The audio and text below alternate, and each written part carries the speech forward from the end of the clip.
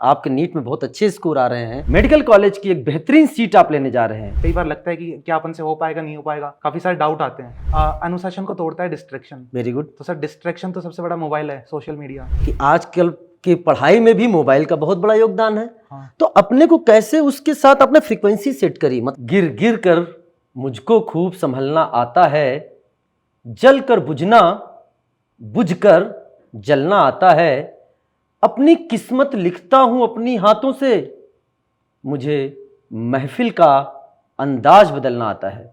प्यारे बच्चों, इन 4 लाइनों को चरितार्थ कर दिया है अपने हार्ड वर्क से आपके सामने वह एक दिया जो आज सूर्य के समान दीप्यमान हो रहा है, जिसका नाम है भावेश यादव।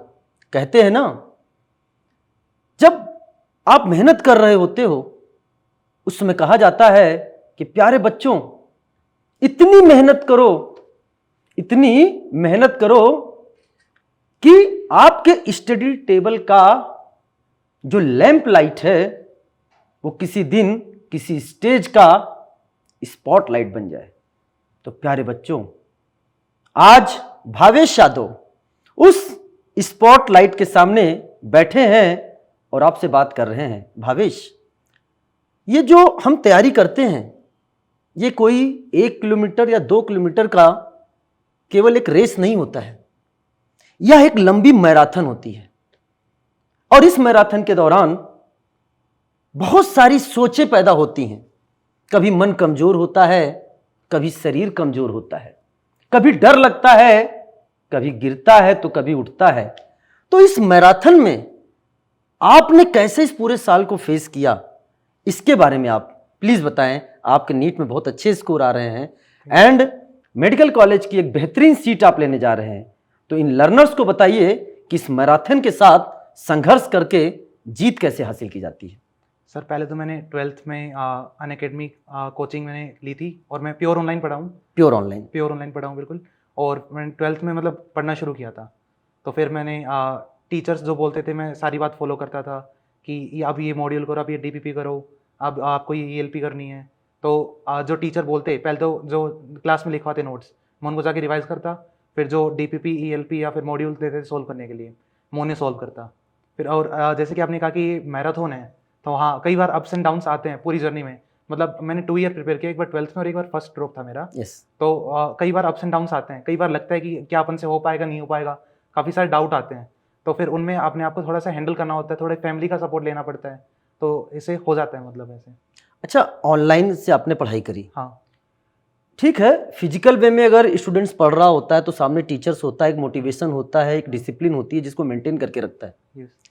लेकिन एक स्क्रीन के सामने बैठकर आपने पढ़ाई करी, तो ये डिसिप्लिन, ये अनुशासन, अनुशासन का मतलब होता है, अनु का मतलब होता है स्वयं और शासन, जो स्वयं पर आपने शासन कर लिया, यानी खुद को मोटिवेट करा, अपने हर डिसिप्लिन में अपने आप को बरकरार रखा, वो कैसे किया आपने? सर सबसे बड़ा अनुशासन को तोड़ता है डिस्ट्रैक्शन। Very good. तो सर डिस्ट्रैक्शन तो सबसे बड़ा मोबाइल है, सोशल मीडिया। तो सर मैंने पहले तो अपना फ़ोन ही पेरेंट्स को दे दिया था कि अब फ़ोन रखो, मेरे को मैं अगर मांगूँ तो भी मत देना। तो वो मतलब डिस्ट्रैक्शन मैंने ख़त्म कर दिया था। फिर उसके बाद स्क्रीन के सामने तो सर क्लास जो होती है एजुकेटर्स की, वो काफ़ी एंगेजिंग होती है। मतलब क्लास में हंसी मजाक होता है, पढ़ाई भी होती है, तो मतलब हो जाता था क्लास में भी। ऐसे कोई ज़्यादा प्रॉब्लम नहीं है मेरे। मतलब ये कहने का मतलब है कि अगर बच्चा ऑनलाइन पूरे सेल्फ डेडिकेशन के साथ पढ़ाई कर रहा हो तो वो AIR 1 के बारे में भी सोच सकता है। बिल्कुल। लेकिन आपने कह रहा है कि सबसे डिस्ट्रैक्शन जो है वो मोबाइल का है। लेकिन एक बात तो और सही है कि आजकल की पढ़ाई में भी मोबाइल का बहुत बड़ा योगदान है। हाँ। तो अपने को कैसे उसके साथ अपने फ्रीक्वेंसी सेट करी। मतलब नहीं, ठीक है, बहुत सारे यूट्यूब पर सेशंस होते हैं, बहुत सारे प्लस पे क्लासेस भी होती हैं, हम खुद कहते हैं कभी कभी कि बेटा हमें लिंक दे रहे हैं आप इसको देखिए। हाँ। फिर आपने कैसे उसको मैनेज किया? सर मैंने तो डेस्कटॉप ले रखा था, मतलब मैं डेस्कटॉप पर क्लासेस करता था। तो उसमें कोई मतलब मेरा अकाउंट ही मैंने डिलीट कर दिए थे सारे जो इंस्टाग्राम वगैरह के थे, कोई यूट्यूब भी मतलब उसमें नहीं था। तो बस मेरा अनअकैडमी होता था, मेरा रजिस्टर होता था और पेन होता था, और मैं खुद बस टीचर्स क्लास करते थे, मैं नोट्स लेता था, नोट्स को घर जाके मतलब रिवाइज करता था, डीपीपी वगैरह सोल्व करता था। और मतलब हाँ, एक टेलीग्राम मैंने जरूर डाउनलोड कर रखा था। टेलीग्राम में जो स्टडी मटेरियल आता है उसके लिए। अच्छा, जैसे डॉक्टर है, मैं क्लास में हमेशा बोलता हूँ कि प्यारे बच्चों, डॉक्टर आपके नाम से, अब आपके नाम के आगे डॉक्टर भावेश यादव लगने वाला है। तो डॉक्टर D&R, डी का मतलब है डिसिप्लिन एंड आर का मतलब है रेगुलरिटी एंड रिवीजन। डिसिप्लिन का पार्ट तो आपने समझा दिया, हाँ लेकिन बताइए ये रेगुलरिटी और रिवीजन, रिवीजन का कितना इंपॉर्टेंट रोल होता है? सर, रिवीजन तो मतलब क्लास में जो बोलते हैं टीचर उसी दिन रिवाइज कर लेना चाहिए, क्योंकि दिमाग हाईली वोलेटाइल है। अगर मतलब एक दिन भी आपने मिस कर दिया तो टीचर कई बार क्लास में ऐसी बात बोलते हैं, वो कई बार मतलब रजिस्टर में लिख नहीं पाते। तो वो रिवाइज अगर आप कर लोगे उसी दिन तो आपको याद रहता है। तो मैं तो उसी दिन जिस दिन क्लास होती थी उस दिन रात को मैं रिवाइज कर लेता था बैठ के, फिर अगले दिन वापस क्लास होता था। और बात ही अगर रेगुलरिटी यानी कंसिस्टेंसी की, तो कंसिस्टेंसी इज़ द की, वो मेंटेन करनी पड़ेगी आपको। तो मैं मतलब इतना ज़्यादा भी नहीं पढ़ता था हर दिन की अगले दिन मतलब पढ़ाई नहीं हो पाए। तो हर दिन मैं ठीक ठाक पढ़ लेता था कि अगले दिन के लिए भी कुछ बचा के रखूँ मैं, कि अगले दिन भी पढ़ाई हो जाए। तो ऐसा मतलब कंसिस्टेंसी उसे बिल्ड हो जाती थी। इसमें पेरेंट्स का काफ़ी मतलब रोल था कंसिस्टेंसी बिल्ड करने में। अच्छा, पेरेंट्स का रोल था। सबसे इम्पोर्टेंट चीज़ ये है कि आजकल के ज़माने में मैंने बहुत स्टूडेंट को हार्ड वर्क करते हुए देखा है, लेकिन क्या प्रपोर्शन होना चाहिए theoretical reading and question solving? क्या केवल थ्योरेटिकल रीडिंग ही सफिशियंट है, या क्वेश्चन सॉल्विंग एक वैसा टूल है जैसे एक हथियार होता है ना, हथियार वेपन होता है जिसमें हमें खूब उसे पैना करना है, खूब उसको धारदार बनाना है, वो कौन करता है? Question solving. तो क्या रोल है इन सबसे ज़्यादा बताएं? हमारे बहुत सारे लर्नर्स हैं, उनको समझ में नहीं आता है सारी चीज़ें कि what is the important role of questions, ये आप समझाइए। सर, थ्योरेटिकल नॉलेज हाँ काम आती है, लेकिन वो इनफ नहीं होती। क्वेश्चंस प्रैक्टिस करना ज़रूरी है। थ्योरी से सिर्फ काम नहीं चलता, क्वेश्चंस तो करने ही करने हैं, ज़रूर करने हैं। तो हर क्लास के बाद टीचर्स क्वेश्चंस देते हैं करने के लिए, हर दिन देते हैं, चाहे वो कॉपी के क्वेश्चन हो, चाहे वो ELP के क्वेश्चन हो, मॉड्यूल के क्वेश्चन हो।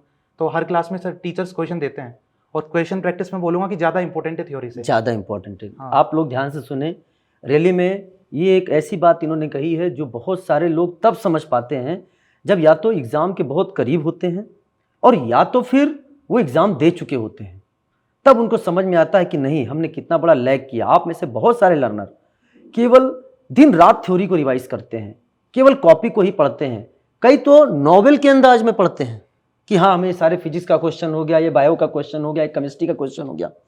हर चीज़ को मुझे लगता है लिख कर करना ज़्यादा इंपॉर्टेंट होता है। ठीक है, तो ये चीज़ आप प्यारे बच्चों जरूर ध्यान से समझना कि क्वेश्चंस प्रैक्टिस डेली करना, ऐसा कोई दिन नहीं जिस दिन क्वेश्चन प्रैक्टिस नहीं। अच्छा, एक बात बताओ, क्या आपके जीवन में कभी ऐसा उतार चढ़ाव आया जब आप बहुत ही ऐसे दौर से गुजर रहे हो कि जब आपको डर सा लग गया कि क्या होगा, और अगर ऐसा समय आया तो आप उससे बाहर कैसे निकले? सर, हुआ था एक बार जनवरी में, एक्चुअली आई फेंटेड, मतलब अनकॉन्शियस हो गया था मैं। तो उस टाइम लगा था कि अगर मतलब एग्ज़ाम के टाइम ऐसा हो जाएगा तो मतलब कैसे होगा, मतलब मैंने 2 साल तैयारी करी तो ऐसा नहीं हो जाए, तो उसमें डर में था मैं। लेकिन फिर सर मैंने धीरे धीरे फैमिली से बात करी, तो पापा बोले कि तू चिंता मत कर, जैसा भी एग्ज़ाम जाए मतलब तू अपना बेस्ट दे के आ, तू तेरा बेस्ट करके आ। तो बस उसी तरह से मतलब धीरे धीरे फिर हो गया सही में। मतलब वही स्थिति है कि जब हम ऐसी स्थिति में आते हैं तो हमारे सामने नेचर दो रास्ते हमेशा बना देते हैं। एक रास्ता बना देता है कि जो भी हासिल हो उसे पसंद कर लो, या फिर जो आपको पसंद है उसे हासिल करो, उसे हासिल करने के लिए जो भी मेहनत है उसे करो। अच्छा, फिजिक्स, केमिस्ट्री एंड बायोलॉजी क्या प्रपोर्शन रखा था आपने पढ़ाई का, या एक दिन में क्या तीनों सब्जेक्ट हो जाते थे, या अगर तीनों नहीं होते थे तो आप उसको कैसे मैनेज करते थे, कोई 2 सब्जेक्ट करते थे, इसके बारे में बताएं। सर, ये मूड पर डिपेंड करता था। मतलब किस दिन किसी, मान लो फिजिक्स आज अच्छा मज़ा आ रहा है, क्वेश्चन सोल्व करने में अच्छा मज़ा आ रहा है, तो मतलब मैं कई बार तो ऐसा होता था कि मैं पूरे दिन फिजिक्स पढ़ रहा हूँ। लेकिन मेरे हिसाब से तो 3 सब्जेक्ट पढ़ लेने चाहिए। भले ही मान लो आपने केमिस्ट्री बायो 1-1 घंटे पढ़ी, पर पढ़ लेना चाहिए। ऐसा मेरा मानना है कि NCERT मतलब पढ़नी चाहिए बायो की भी, कि एक मान लो 1 घंटे पढ़ ली, मान लो मन नहीं है फिर भी चलो 1 घंटे पढ़ ली, 1 घंटा कुछ ज़्यादा नहीं होता। और कई बार मतलब बायो का मूड हो जाता था, केमिस्ट्री का मूड हो जाता था। बस ये ध्यान रखना कि टाइम वेस्ट नहीं करना। अगर आप फिजिक्स भी तैयार करो तो वो तो तैयार हो ही रही है, मतलब वो भी तो नीट में आएगी। तो ऐसे होता था। और बात रही प्रपोर्शन की, तो ऐसा कोई फिक्स प्रपोर्शन नहीं था कि मेरा बस ये था कि होमवर्क करना है। टीचर जो होमवर्क देते थे मैं वो करता था, अब उसमें चाहे कितना ही टाइम लगे। मतलब कहने का मतलब ये है कि आपने कभी टाइम टेबल क्या नहीं बनाया? तो टाइम टेबल बनाया था, बस फॉलो नहीं या हुआ। हाँ, टाइम टेबल में अपने आप को बांध कर नहीं रखा। बहुत हाँ। सारे लर्नर्स क्या करते हैं कि उनका आई थिंक मुझे लगता है वीकली टाइम टेबल बनता है, इस बार ये बन गया, 2-4 दिन बाद फिर नया टाइम टेबल बनाते हैं। इनकी सबसे इंपॉर्टेंट चीज़ मुझे ये लगी कि अगर आपको फिजिक्स अच्छी लग रही है, आपने फिजिक्स सॉल्व करना शुरू किया और आपका इंटरेस्ट आ रहा है, तो आप उसको कंटिन्यू करो। हाँ अगर आपने फिजिक्स पढ़ना शुरू किया और आपको थोड़ा सा लगता है कि नहीं हमारा माइंड उतना आसानी से कैच नहीं आ रहा, तो सब्जेक्ट को चेंज करो हाँ, subject और change हम फिर वापस से इस पर बाद में आ जाएंगे। बस टाइम वेस्ट नहीं करना। टाइम वेस्ट नहीं करना है। आप अपनी तरफ से कुछ और सुझाव दे सकते हैं क्या लर्नर्स को? और बस यही कि क्वेश्चन ज़्यादा से ज़्यादा प्रैक्टिस करो और मॉक टेस्ट मिस नहीं करनी। अच्छा, रेगुलरिटी कितनी इंपॉर्टेंट है क्लास की? क्या हम ऐसा कर सकते हैं कि जैसे कि एजुकेटर लाइव क्लास ले रहे हैं, हाँ। ठीक है आज लाइव क्लास नहीं लेते हैं, कल रिकॉर्डिंग क्लास कर लेंगे या टेस्ट हम बाद में दे देंगे, क्या ये तरीका सोचने का सही है? सर बिल्कुल भी सही नहीं, कल तो कभी भी नहीं आता। कल तो कभी नहीं आता, तो- बल्कि बर्डन बढ़ता चला जाता है। हाँ सर, वो बैकलॉग हो जाएगा और उसको क्लियर करने में फिर आगे का बैकलॉग हो जाएगा। तो मतलब वो तो नहीं करना चाहिए। जो लाइव क्लास के साथ साथ कर लेना चाहिए। मतलब टीचर जो लाइव क्लास लेते हैं साथ साथ में, तो मतलब लाइव ही लेता था हमेशा, जहाँ तक हो सके मैं लाइव ही करता था। तो उसमें बस कंसिस्टेंसी बिल्ड होती है कि बैकलॉग नहीं बिल्ड होने देना। हिम्मत ना हार, तुझे बहुत आगे जाना है और जिसने कहा था तुझसे कुछ नहीं होगा उसे करके दिखाना है। और भावेश यादव ने रैली में वो करके दिखाया। एक ऑनलाइन एजुकेटर्स ने इनकी बड़ी मदद करी। फ़र्क नहीं पड़ता आप किस मोड से पढ़ रहे हो, फ़र्क ये पड़ता है कि आपके पास डेडिकेशन है या नहीं। क्योंकि चाहे आप किसी भी मोड में पढ़ रहे हो, अगर आप अनुशासित हो, आप डिसिप्लिन्ड हो, तो उस समय वो टीचर एंड आप केवल एक ही दोनों का कांटेक्ट बहुत ज़रूरी होता है, जिसमें आप अपने फ्यूचर को ब्राइट करने के लिए बहुत आगे जा सकते हैं। तो भावेश, आपको बहुत बहुत बधाई, बहुत बहुत मुबारकबाद। हम अपने लर्नर से भी कहेंगे कि आप लोग भी भावेश को बहुत बहुत बधाई दीजिए। Wish you all the best, let's crack it.